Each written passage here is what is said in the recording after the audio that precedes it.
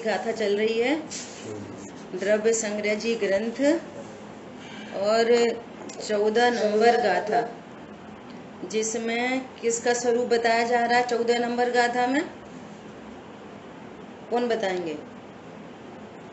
सिद्ध भगवान का। सिद्ध भगवान का स्वरूप बताया जा रहा है ना। तो कल तक अपन ने देखा कि सिद्ध भगवान को कितने गुण प्रकट हुए, बोलो। 8 गुण। 8 गुण नहीं प्रकट हुए, 8 पर्याय, शुद्ध पर्याय प्रकट हुई। क्या कहा? 8 गुणों की शुद्ध। हाँ, 8 गुणों की शुद्ध पर्याय प्रकट हुई। ये भी कहने की बात है, अनंत गुणों की शुद्ध पर्याय प्रकट हुई। मतलब अनंत गुणों की शुद्ध पर्याय कैसे बताएंगे? 8 बता दिया तो समझना सब समझ में आ गया, इसलिए शॉर्ट लिस्ट कोर्स बनाया है। सिद्ध भगवान के 8 गुणों की शुद्ध पर्याय समझ में आ गई तो फिर उनका स्वरूप समझ में आ गया, इसलिए 8 शुद्ध पर्यायों की बात की। वास्तव में तो अनंत गुणों की पूर्ण शुद्ध पर्याय प्रकट हो गई। अनंत भगवान को घाती कर्म के अभाव में शुद्ध पर्याय प्रकट हुई। अभी अपन तो सिर्फ शब्द बोल रहे हैं, जब चर्चा आएगी तब करेंगे। घाती कर्म के अभाव में अनुजीवी गुणों की पूर्ण शुद्ध पर्याय प्रकट होती है। अभी लिख लो, बस समझाएंगे बाद में, है ना। और अघाती कर्म के अभाव में जीव की प्रतिजीवी गुणों की शुद्ध पर्याय प्रकट होती है।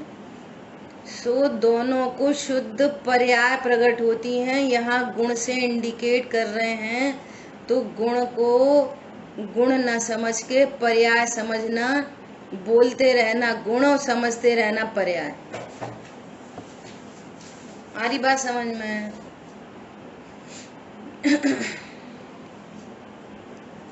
अरे आई कि नहीं आई, है ना? आ गई। हाँ, ऐसा। हाँ जी। अभी देखो, अभी केवल ज्ञान का स्वरूप कहा। केवल ज्ञान कहो, अनंत ज्ञान कहो, छाय ज्ञान कहो, एक ही बात है। तो अनंत केवल ज्ञान का स्वरूप बताया क्या? 3 लोक, त्रिकाल वर्ती समस्त वस्तुगत अनंत धर्मों को युग पद विशेष रूप से प्रकाशित करे, सो केवल ज्ञान है। ये प्रवचन सारजी ग्रंथ की परिभाषा यहाँ पे रखी है। 3 लोक, पूरे 3 लोक को बिल्कुल प्रत्यक्ष जानते हैं, हाथ पे रखे आंवले की तरह। 3 लोक, त्रिकालवर्ती समस्त वस्तुगत अनंत धर्मों को, एक एक द्रव्य और उसके अनंत गुण, अनंत शक्ति, अनंत धर्मयुगल, जिस द्रव्य के जितने प्रदेश हैं उतने प्रदेश, और उनकी त्रिकालवर्ती पर्यायों को जानते हैं। एक ही समय में जो भूतकाल की पर्याय हो गई उनको अभी देख रहे हैं, और जो भविष्य में अभी उत्पन्न नहीं हुई हैं उनको भी अभी जान रहे हैं। इसका नाम है केवल ज्ञान। केवल ज्ञान के स्वरूप को जानकर ज्ञान रिलैक्स हो सकता है। पर्यायों की चिंता है ना, पहली बात तो मैं पर्याय मात्र नहीं तो चिंता क्यों। दूसरी बात, पर्यायों से रहित होने से परिपूर्ण हूँ, शुद्ध हूँ, मुझ में कुछ घटता बढ़ता नहीं, सो टेंशन नहीं। तीसरी बात, फिर भी पर्यायों का लक्ष्य हो तो होने योग्य होगी, कम ज्यादा होगी नहीं। सर्वज्ञ भगवान ने अपने ज्ञान में देखा है, वो ही होंगी। अब दूसरी बात, उनने देखा है इसलिए नहीं होंगी, तुम्हारी होनी फिक्स है इसलिए उनने देखी है। समझ आ रही है बात? अब भगवान ने देखी है वो ही तो होंगी, तुम्हारी पर्याय भगवान ने देखी है वो होंगी, ऐसा नहीं। यहाँ अनादि अनंत पर्याय फिक्स हैं, सो केवल ज्ञानी परमात्मा के ज्ञान से कुछ भी नहीं छुपा। इसका ही नाम है कि पूर्ण शुद्ध पर्याय प्रकट हुई। आ रही बात समझ में? यहाँ पे अल्पज्ञ पर्याय है ना। तो कुछ को जानते हैं, कुछ कुछ भूत भविष्य वर्तमान को जानते हैं।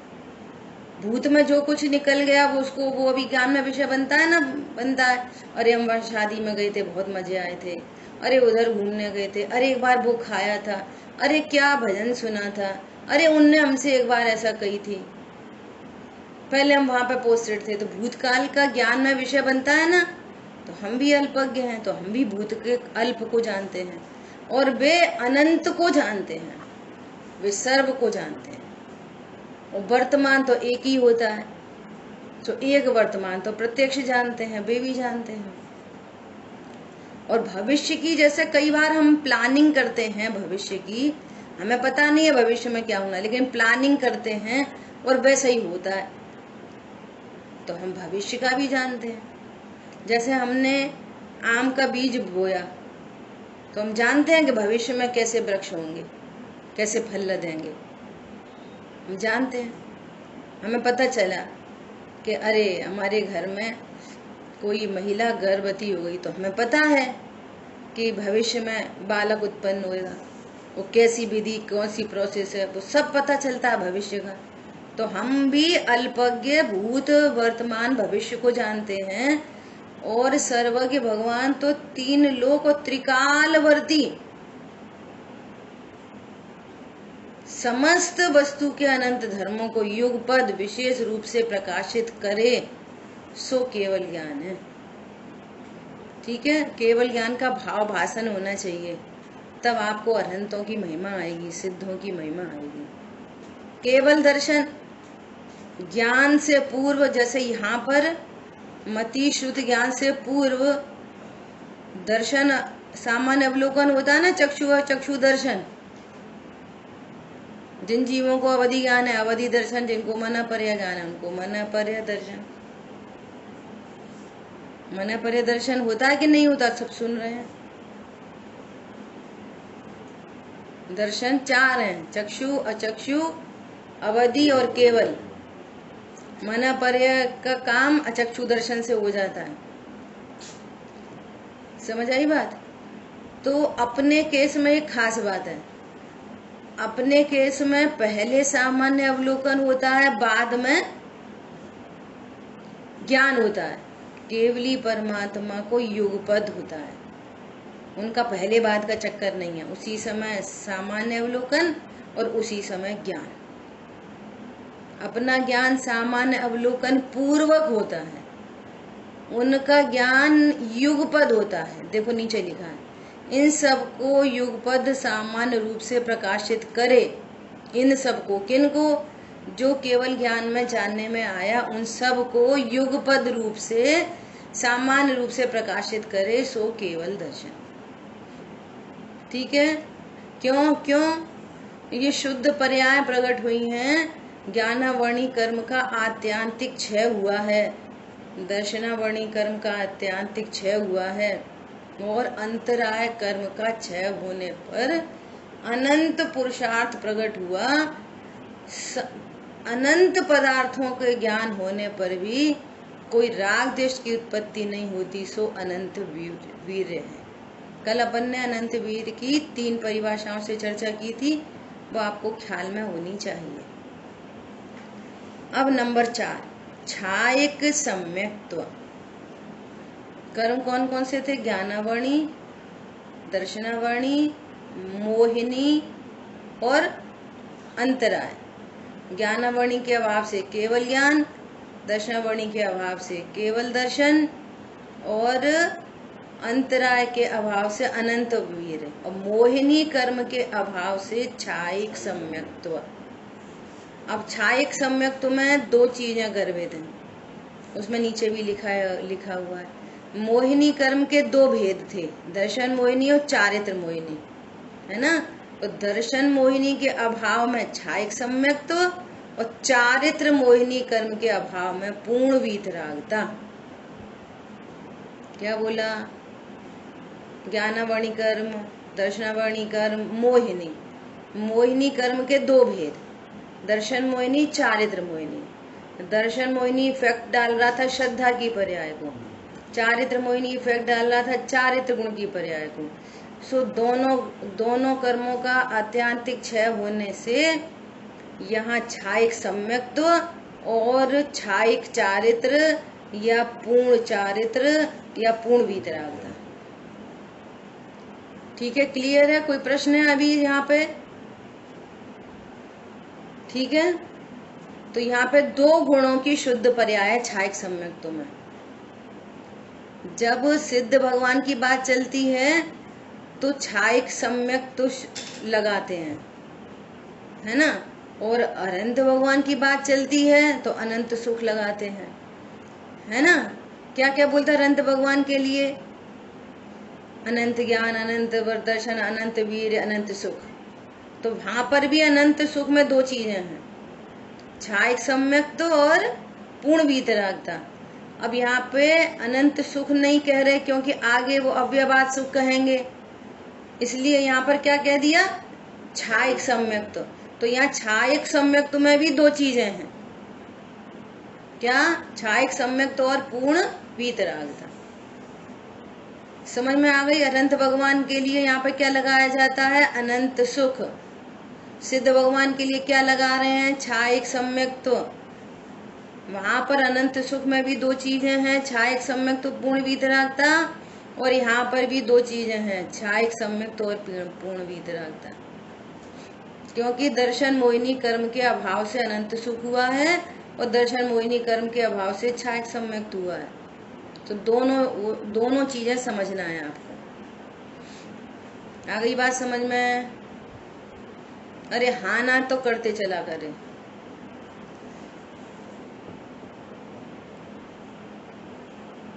ओके। हाँ,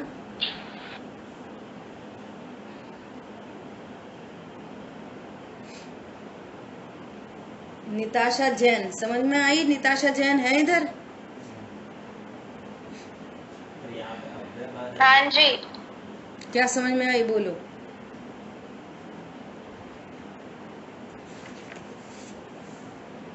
हाँ जी से नहीं काम चलेगा, क्या समझ में आई?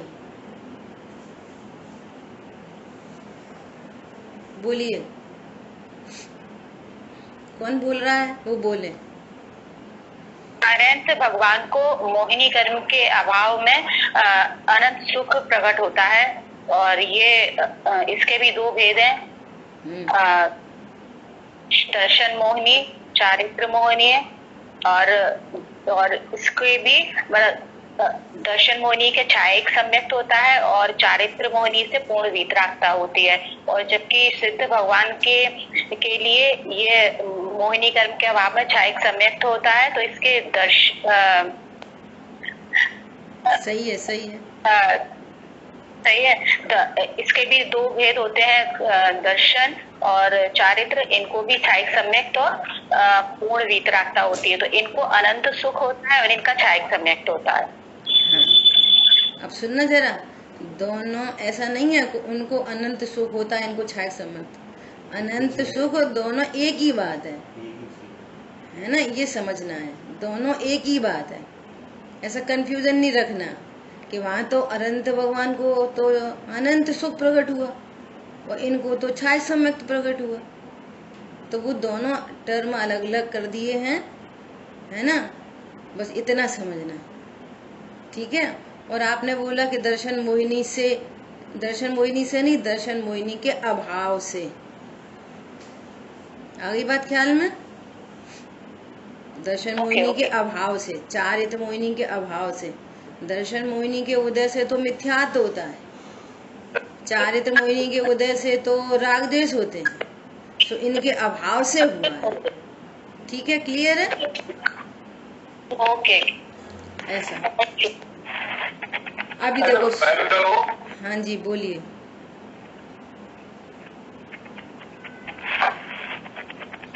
हेलो, बोलिए। अच्छा, मोहिनी जैसे कि मोहिनी कर्म का अभाव हुआ है और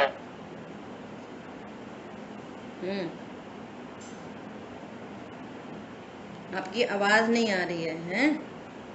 और सम्यक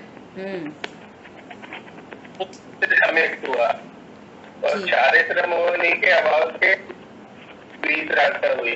तो अनंत भगवान के अनंत दर्शन, अनंत ज्ञान, अनंत वीर, अनंत सुख, अनंत सुख के वीतरागता कहेंगे और सिद्ध भगवान के छाई सम्यक्त कहेंगे वीतरागता।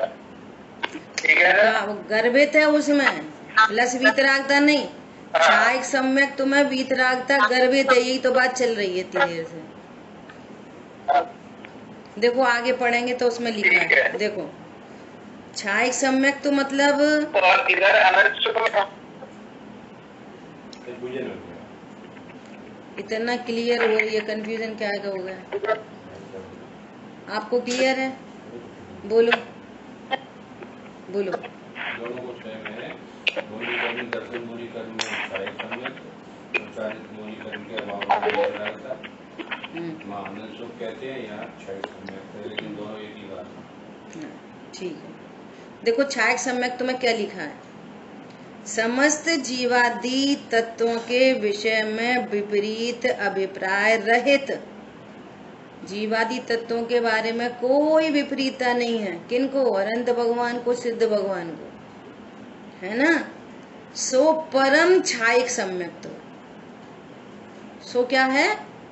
छायक सम्यक तो है, मतलब जीवादि तत्वों की यथावत श्रद्धा है, सच्ची श्रद्धा है। मैं आत्मा हूँ, ऐसी सच्ची श्रद्धा का नाम और सर्व कर्मों का अभाव रूप जो पूर्ण शुद्ध पर्या प्रकट हुई है, उसका नाम छायक सम्यक तो है। इसमें सम्यक चारित्र और अनंत सुख का समावेश हो जाता है, अंडरस्टूड है। सिद्ध भगवान को जब मोहिनी कर्म के अभाव में छायक सम्यक तो कहेंगे, तो मोहिनी कर्म के जो दो भेद थे, तो उन दोनों के अभाव में छायक सम्यक तो और पूर्ण वीतरागता गर्भित समझना चाहिए। या मोहिनी कर्म के अभाव से छायक सम्यक तो कह दिया है, लेकिन वहां पर अनंत सुख या पूर्ण वीतरागता या सम्यक चारित्र का इसमें समावेश हो जाता है। ठीक है, तो इससे क्या पता चला कि दोनों एक ही बात है। ठीक है, अब देखो सूक्ष्मत्व। सूक्ष्म अतीन्द्रिय केवल ज्ञान का विषय होने से सिद्धों के स्वरूप को सूक्ष्म कहा जाता है, वह सूक्ष्मत्व है। क्या बोल रहे हैं? ये सिद्धों का स्वरूप किसके ज्ञान का विषय है? केवल ज्ञान का ही विषय है, केवल ज्ञान का।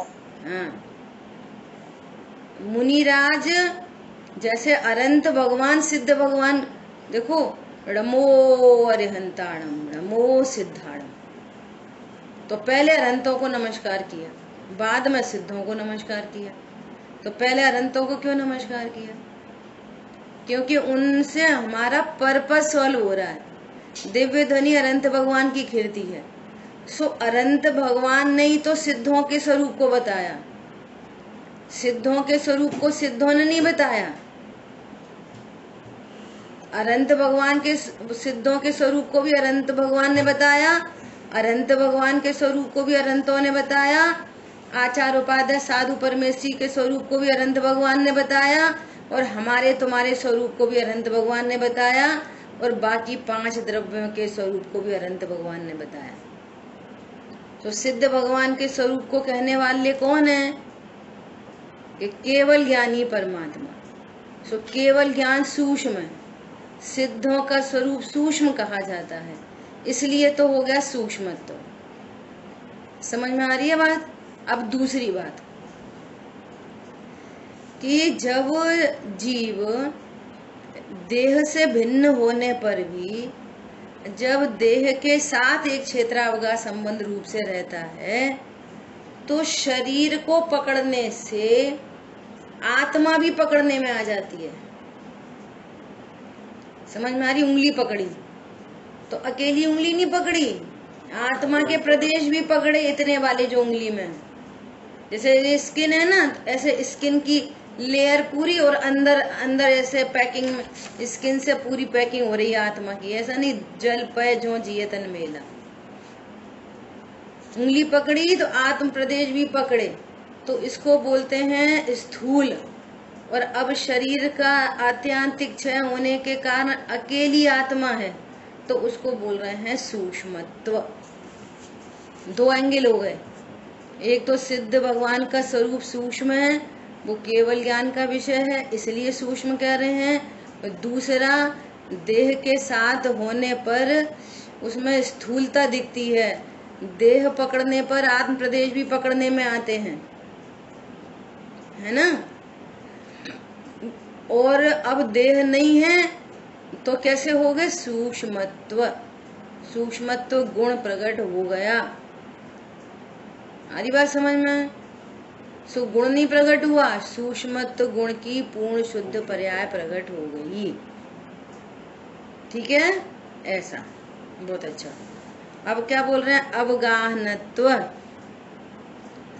जहाँ एक सिद्ध हो वहाँ अनंत सिद्ध समाविष्ट होते हैं, वह अवगाहनत्व है। देखो, है ना। अब दूसरा अवगाहनत्व का स्वरूप कैसा? अवगाहनत्व समझो पहले।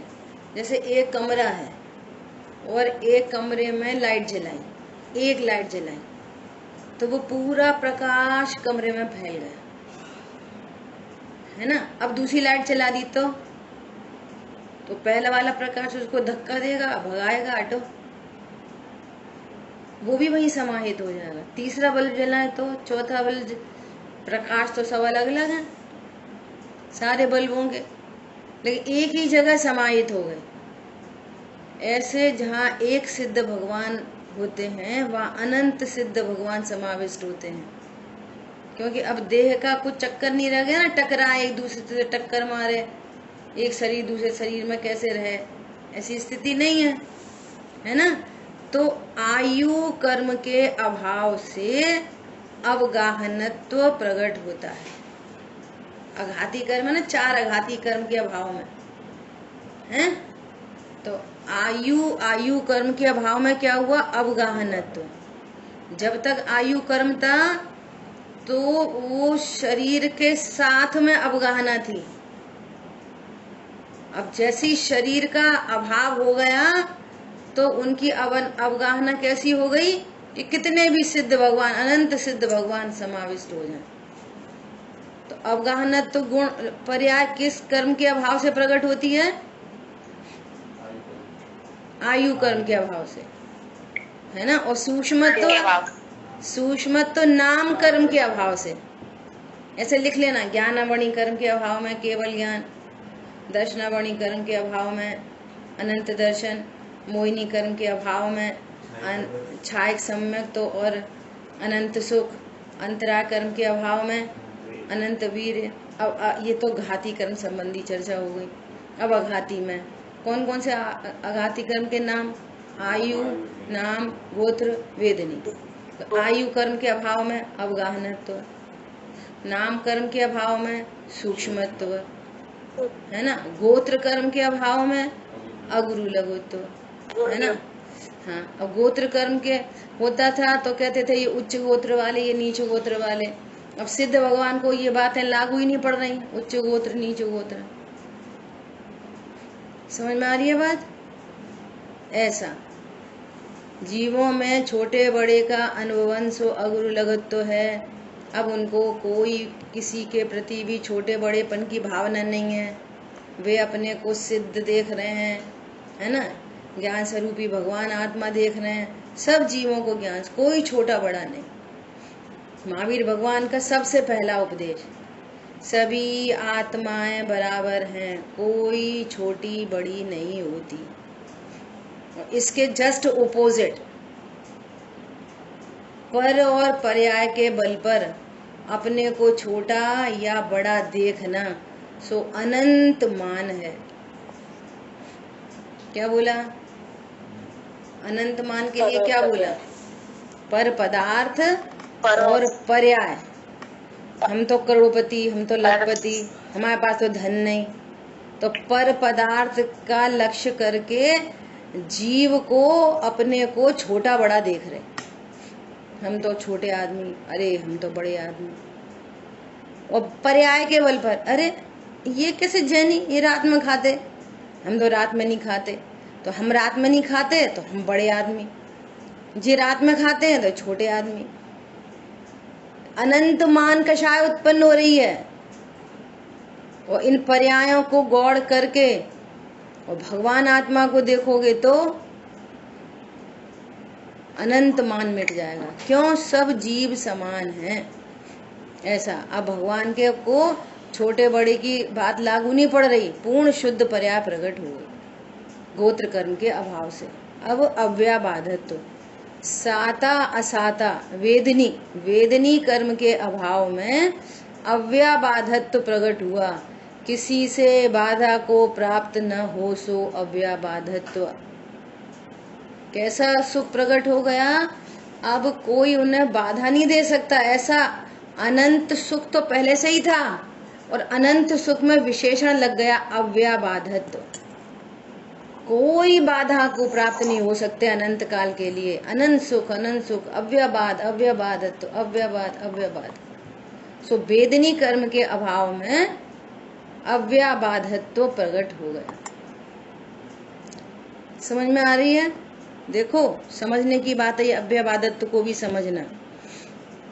अनंत भगवान जब समो क्षण में विराजमान थे, बहुत अच्छा, अनंत भगवान जब समो क्षण में विराजमान थे तो समव शरण में बैठे हुए ऐसे प्रसंग बन रहे थे। अनंत भगवान के साथ बन सकते थे। कैसे प्रसंग? अरे मंखली गौशाल पूर्व से दीक्षित, महावीर भगवान से भी पहले से दीक्षित मुनि, और जिन्हें अपने ऊपर ऐसा था कि हम इनके गणधर बनेंगे, सो बेनी बने। महावीर भगवान से भी पूर्व से दीक्षित थे वो, है ना। मतलब जब महावीर भगवान ने मुनि दशा अंगीकार करी, उनसे पहले वे मुनि थे, तो उन्हें क्या समझ में आई कि हम बनेंगे इनके गणधर। तो अब वो तो नहीं बने। कौन बन गए? गौतम स्वामी। तो मंखली गौशाल समक्षण से उठ के चले गए। समझ में आ रही है? लेने तो जमाई आ रही है। समझ में आ रही है कि जमाई आ रही है? समझ में आ रही है। अच्छा, ठीक है। तो उनको भी, अरे देख लिया हमने महावीर भगवान को, ये तो पार्शियलिटी करते हैं। ऐसा भले ही उनको उस बात से कोई सुख दुख नहीं हो रहा, वे तो पूर्ण वीतरागी हैं, परंतु फिर भी उनको कुछ छोटा बड़ा कुछ कहने का प्रसंग बन सकता है। लेकिन सिद्ध भगवान को कैसे, क्या कोई कुछ कहेगा, कह सकता है? बोलो कि ये बड़े हैं, ये बड़े बहुत बड़े हैं, अपने आप को समझ रहे हैं, कोई प्रसंग ही नहीं बनेगा। ये अव्याबाधत्व। समझ में आ रही है? ऐसा बाधा रहित अनंत सुख प्रकट हो गया। अनंत सुख में विशेषण लग गया, स्पेशलिटी, बाधा रहित अनंत सुख। ये समझ नहीं आया क्या? अव्याबाधत्व। इतनी बात है कि अनंत सुख में एक विशेषण और क्वालिटी हो गई कि बाधा रहित अनंत सुख। सोना और सोने पे सुहागा, बस इतना समझो। समझ आ गई बात? सोना तो पहले से ही था, उस पे सुहागा और लग जाए तो वो और चमक जाता है, ऐसा। ठीक है? इस तरह से यहाँ पर अपन ने सिद्ध भगवान की पूर्ण शुद्ध पर्यायों के बारे में चर्चा की, और यहाँ पर पर्याय को गुण से इंडिकेट किया है। सो इस बात को समझना चाहिए। दूसरी बात कि ये 8 गुणों की शुद्ध पर्याय नहीं प्रकट हुई, अनंत अणुजीवी और अनंत प्रतिजीवी गुणों की शुद्ध पर्याय प्रकट होती हैं। ठीक है? उनका नंबर अनंत है, अनंत गुण है तो अनंत शुद्ध पर्याय। ठीक है। अब देखो, चरम देह से किंचित न्यून है। विशुद्ध भगवान कैसे हैं? चरम देह। चरम देह किसको कहते हैं? कि जो सबसे आखिरी देह होती है, इसके बाद अब कोई देह नहीं मिलेगी। जिस देह में रहने वाला जीव अब सिद्ध गति को प्राप्त होने वाला है, उस शरीर को चरम देह कहते हैं। ठीक है। हाँ, चरम शरीरी मतलब अब ये सिद्धत्व को प्राप्त होंगे, अब इनको दूसरा शरीर धारण कभी नहीं करेंगे, उसको कहते हैं चरम शरीरी। ठीक है। तो अब चरम शरीर से किंचित न्यून। अभी किंचित न्यून का क्या चक्कर है कि अपन ने पहले चर्चा की थी कि आत्मा कैसा है, ऐसा फ्लैट पोर्शन नहीं है, ऐसा फ्लैट देह में पूरा जहां जहां देह वहां वहां आत्मा 3D। आत्मा के प्रदेश कैसे हैं? 3D। अब जैसे मान लिया, देखो यहाँ पे लिखा है, जैसे ये नाक है और बीच में छेद है, तो यहाँ पे शरीर भी कुछ नहीं है, तो यहाँ आत्म प्रदेश भी नहीं है। यहाँ पर पूरे में आत्म प्रदेश है, यहाँ पर नहीं। ये कान में होलो है, वहां पे आत्म प्रदेश नहीं। ये मुंह में आत्म प्रदेश नहीं, होलो प्लेस पे। जितने होलो प्लेस हैं वहां पे आत्म प्रदेश नहीं।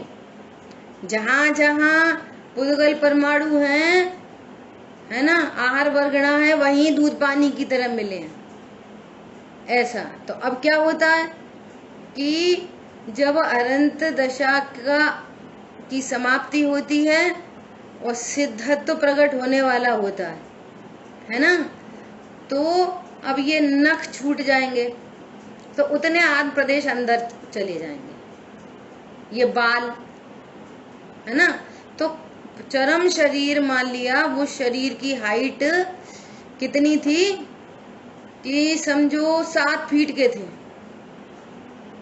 महावीर भगवान 7 फीट और आदिनाथ भगवान 500 धनुष, है ना। तो वो उतनी अवगाहना रहेगी, उतना बड़ा साइज रहेगा, पर उससे किंचित न्यून। ये होलो प्लेसेस हैं, वहां पे आत्म प्रदेश घन हो जाएगा, घन है ना, कहीं पर होलो नहीं रहेगा। और ये जो नाखून वगैरह हटेंगे तो उतने प्रदेश कुछ अंदर संकुचित हो जाएंगे, तो किंचित न्यून कहते हैं उसको। चरम शरीर से किंचित न्यून, वॉल्यूम से देखेंगे ना तो कुछ कम वॉल्यूम निकलेगा। सो कह रहे हैं 13वें गुणस्थान के अंत भाग में नासिका छिद्र पुर जाते हैं और एक चैतन्य घन बिंब हो जाता है, इसलिए सिद्धों का आकार चरम अंतिम देह से कुछ न्यून कम होता है। ठीक है। अब क्या बोल रहे हैं? लोकाग्र स्थित। इसकी चर्चा तो अपन ने पहले शुरू में ही कर ली थी, फिर भी देखो यहाँ पे क्या लिखा है। इस गाथा में और 51वीं गाथा में दोनों जगह आत्मा के उपादान कारण का ही कथन किया है। दोनों में से किसी भी गाथा में धर्मास्ति काय के अभाव का वर्णन किया ही नहीं, क्योंकि वह तो अभाव रूप निमित्त मात्र का ज्ञान है। यह अबाधित नियम है कि जहाँ उपादान कारण होता है वहाँ उचित निमित्त ही सद्भाव या अभाव रूप होता है। इसलिए उपादान कारण कहते ही निमित्त कारण गौड़तया अध्याहार रूप से आ ही जाता है। निमित्त कारण वास्तविक कारण नहीं, वह तो उपचार मात्र है। गाथा 2 में कथित यह ऊर्ध्वगमन स्वभाव विश्रसा ऊर्ध गति है। क्या बात हुई? बहुत सारी बात पढ़ ली। क्या मतलब निकला? ये मतलब निकला कि वे अब अनंत भगवान अब सिद्ध कहाँ पे हुए? यहीं पे मध्यलोक में। मध्यलोक में भी 2.5 द्वीप में, क्योंकि 2.5 द्वीप ही मनुष्य लोक है। सिर्फ 2.5 द्वीप में मनुष्य रहते हैं। मनुष्य के रहने की स्थान बहुत थोड़ा है। मध्यलोक में असंख्यात द्वीप, असंख्यात समुद्र हैं, लेकिन मनुष्य सिर्फ 2.5 द्वीप में रहते हैं, है ना। अब यहाँ से अब वो सिद्ध हुए, 2.5 द्वीप में ही सिद्ध हुए। तो जैसे सिद्ध हुए वैसे ही ऊर्ध्वगमन स्वभाव से आत्मा का जो स्वाभाविक स्वभाव है वो ऊर्ध्वगमन है। आत्मा का स्वभाव आड़ा तिरछा टेढ़ा मेढ़ा ऐसा नहीं है, ये तो कर्मों के सद्भाव से आड़ी तिरछी गतियों में जाता है। और कर्म का यदि अभाव हो जाए तो वो ऊर्ध्वगमन ही करता है, वो उसकी नेचुरल गति है ऊर्ध्वगमन। जैसे मोमबत्ती है, तो मोमबत्ती की जो शिखा है ऊपर, तो वो किधर फेसिंग करती है? ऊर्ध्वगमन, ऐसा सीधी। और टेढ़ी कर लो तो मोमबत्ती, तो वो ऐसे नहीं जाती, फिर ऊपर हो जाती है। पॉइंट समझ में आया? नहीं आया? ये मोमबत्ती जल रही है, ये मोमबत्ती है, यहाँ पर लाइट जल, उसकी वो आ रही है, अच्छा वो अग्नि, अग्नि लौ, उसकी लौ, ठीक है। तो किधर फेसिंग करती है? वो ऊर्ध्व, ऊपर की ओर। और अगर अपन ऐसा कर ले मोमबत्ती को तो ऐसे नहीं होएगी, ऊपर ही जाएगी। जैसे अग्नि की शिखा का ऊर्ध्व स्वभाव गमन स्वभाव होता है, ऐसे ही आत्मा का नेचुरल स्वाभाविक स्वभाव क्या होता है? ऊर्ध्वगमन, है ना। और अब आड़ी तिरछी नीचे अधोगमन, त्रियक गमन, ये जो सब गमन हो रहे हैं ये क्यों हो रहे हैं? कर्म के सद्भाव से। समझ आई बात? और जब कर्म का अभाव होता है तो क्या हो जाता है? अपनी नेचुरल गति में से वो ऊर्ध्वगमन करती है, तो सिद्ध क्षेत्र में जाके विराजमान हो जाती है। अब यहाँ पे जो चर्चा आई है, तो सिद्ध वो तनुवाद बल से पार क्यों नहीं निकल जाती? ऊर्ध्वगमन करती रहे, अनंत लोक आकाश में चली जाए। तो कह रहे नहीं, ऐसा नहीं होता। जीव तो कह रहे हैं कि ऐसा उदाहरण देंगे कि वहां पे धर्मास्ति काय गमन में निमित्त था ना, सो धर्मास्ति काय का वहां पे अभाव हो गया, धर्मास्ति काय का अभाव हो गया, तो उससे ऊपर आत्मा जा ही नहीं सकती, क्योंकि उससे बाहर धर्मास्ति काय है ही नहीं, सो गमन हो। तो उस बात का यहाँ खंडन कर रहे हैं कि सिद्ध भगवान जो तनुवात बल तक जाते हैं, सो अपने उपादान कारण से जाते हैं। भले धर्मास्ति काय का अभाव वहां पे निमित्त रूप से हो, परंतु निमित्त से काम नहीं होता। इस वाली बात को हमें हमेशा समझना चाहिए। आगे बात समझ में? तो लोक के अग्र भाग में जैसे कोई मुकुट विराजमान होता है ना, मुकुट कहाँ होता है? शरीर से भी ऊपर मुकुट लगा रहता है। ऐसे ही वे अष्टम भू के भी ऊपर सिद्ध क्षेत्र में सिद्ध भगवान अनंत काल के लिए अवस्थित हो जाते हैं। ठीक है, समय अपना हो गया है, शेष चर्चा आगे करेंगे। जिन वाणी के ज्ञान से सूझे लोकालो, सो वाणी मस्तक नमो सदा देते हैं। बोलिए द्वादशांगमयी